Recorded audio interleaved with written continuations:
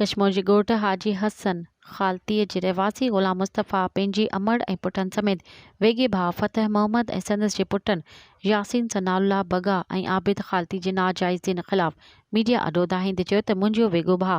फ़तह मोहम्मद पुटनि ऐं नाठीअ समेत हर रोज़ु नाजाइज़ असांजे घर में घिड़ी असांजे ॿारनि ते तशदुद करे थो। आज ॾींहुं असां शहर खां ॿाहिरि वियल हुआसीं त फ़तह मोहम्मद ड्रामो करे मुंहिंजे पुटनि ते कश्मीर थाणे ते फ़रियादी थियो, जंहिं ते सूमरु सुबुह जो कश्मीर पुलिस साण करे मुंहिंजे घर ते चढ़ाई कराई। मुंहिंजे घर मां 4 लख रोक रक़म, 3 तोला सोना, ज़ेवर, 40 तोला चांदी पिणु खणी विया आहिनि ऐं पोइ असांजे घर वारनि अमड़ समेत ॿारनि बचनि खे तशदुद कयो ऐं यासीन फ़तह मोहम्मद जो पुटु जेको कच्छ जे ॾोहारियुनि सां वास्तो अथनि असांखे उन्हनि जी धमकियूं ॾिए थो त तव्हांखे मारे खून कंदासीं।